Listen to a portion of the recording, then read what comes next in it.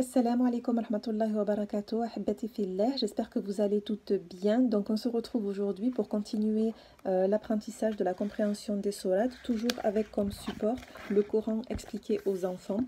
Je vous mettrai les liens des premières sourates de la playlist que j'ai créée sur ma chaîne pour que vous puissiez aller visionner pour celles qui n'ont pas encore visionné le début des sourates.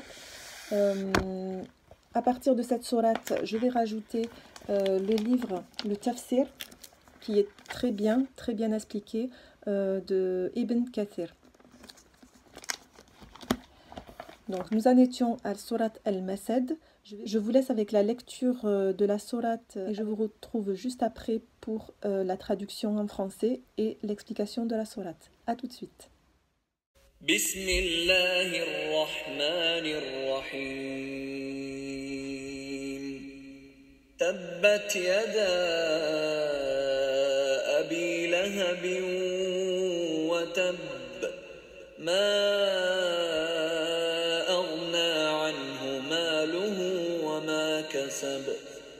سيصلى نارا ذات لهب وامرأته حمالة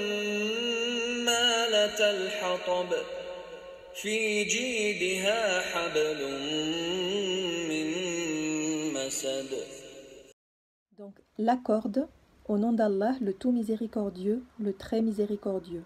Que les deux mains d'Abu Lahab périssent et qu'il périsse lui-même. Ni son argent, ni tout ce qu'il a acquis ne lui ont servi à rien. Il brûlera bientôt dans un feu plein de flammes, lui ainsi que sa femme, la porteuse de bois, qui sera traînée par une corde au cou. Donc le thème de cette sourate, Allah nous raconte comment Abu Lahab et sa femme combattaient le prophète Mohammed sallallahu alayhi wa sallam. Il n'a pas laissé ces deux personnes impunies, c'est ce qui nous informe dans la sourate. Je vous rappelle que Abu Lahab est l'un des oncles du prophète Mohammed sallallahu alayhi wa sallam. C'est son oncle qui vivait à la Mecque et c'est un homme qui est très riche et puissant mais très méchant car il combattait son neveu et l'islam. Donc cette sourate, dans quelles circonstances elle a été révélée? Tout simplement lorsque le prophète sallallahu alayhi wa sallam il est monté dans une colline de Safa, il me semble, près de la Mecque. Et il appelait les gens à lui, qui s'attroupaient autour de lui, et lorsque tout le monde fut rassemblé, il leur posa la question: « Si je vous disais qu'une armée allait dévaler de cette colline pour vous attaquer, me croiriez-vous » Les gens répondirent en chœur: « Bien sûr, tu dis toujours la vérité. » Le prophète dit alors: « Ô mon peuple, je vous mets en garde contre le châtiment d'Allah. Sauvez-vous des flammes de l'enfer. » C'est alors qu'Abu Lahab lança: « Puisses-tu périr? Est-ce pour cela que tu nous as réunis ?» Allah révéla alors la sourate Tabbat Yada jusqu'à la fin de la sourate. Dans le premier verset, on nous informe de deux choses. La première, c'est une invocation contre Abu Lahab, et la deuxième, on nous informe de son sort. Je vous rappelle, comme je vous l'ai dit, qu'Abu Lahab était l'un des oncles du messager d'Allah, sallallahu alayhi wa sallam. Il ne cessait de nuire au messager d'Allah, sallallahu alayhi wa sallam, qu'il haïssait, méprisait et tentait de rabaisser, tout comme sa religion. Il détestait tellement son neveu qu'il le suivait même jusque dans les marchés, par exemple dans les rues, lorsque le prophète sallallahu alayhi wa sallam appelait les gens à adorer qu'un seul Dieu et n'adorer qu'Allah. Il le suivait derrière.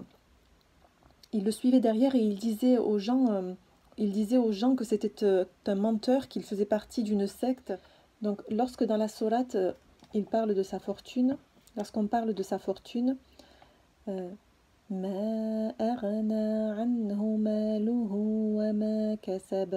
fortune ne lui sert à rien, ni ce qu'il a acquis, c'est-à-dire ses enfants. On rapporte d'après Ibn Mas'ud que lorsque le messager d'Allah sallallahu alayhi wa sallam appela son peuple à la foi, Abu Lahab dit: « Même si ce que tu dis, mon neveu, est vrai, je me rachèterai sûrement et sauverai mon âme du douloureux châtiment du jour de la résurrection par mes biens et mes enfants. » C'est alors qu'Allah révéla ce verset: « Ma aghna anhu maluhu wa ma kasab. » Sa fortune ne lui sert à rien, ni ce qu'il a acquis. Sayasla naran dhata lahab. Il sera brûlé dans un feu plein de flammes, des flammes claires, sans fumée, brûlantes et dévorantes.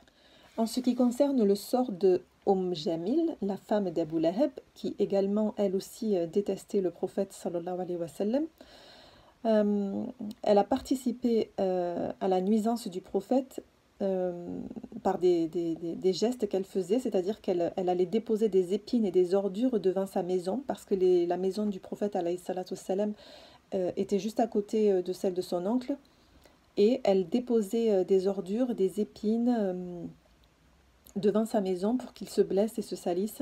Lorsque le prophète sallallahu alayhi wa sallam sortait vers la Kaaba pour aller faire sa prière, elle le suivait pour l'insulter et dire du mal de lui. Et quand il priait, elle allait même jusqu'à lui mettre les intestins d'animaux en se moquant de lui avec Abu Lahab et sa troupe. Ce qu'il faut savoir sur Jamil, c'était une femme qui faisait partie des femmes les plus influentes de Quraysh. Son vrai nom était Arwa, la fille de Harb ibn Umayya et la sœur d'Abu Sufyan. Jamil, elle aidait son mari dans sa mécréance et son obstination à refuser la vérité. Elle aidera donc à son châtiment dans le feu de l'enfer, le jour de la résurrection. C'est pourquoi Allah dit à son sujet Hammalat al-hatab. La porteuse de bois, à son cou, une corde de fibres. Elle portera du bois qu'elle jettera sur son mari afin de raviver la flamme, le feu de son tourment, et elle sera tout disposée à agir ainsi. Donc la conclusion de cette sourate, c'est qu'Allah n'aime pas qu'on fasse du mal aux autres, alors efforce-toi d'être gentil et attentionné, c'est tellement plus agréable d'avoir des amis que des ennemis.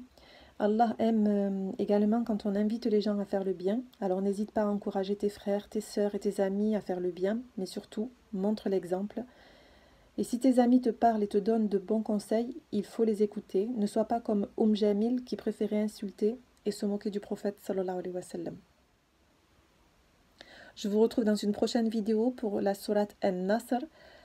Je vous laisse sous la protection d'Allah subhanahu wa ta'ala. Assalamu alaikum wa rahmatullahi wa barakatuh.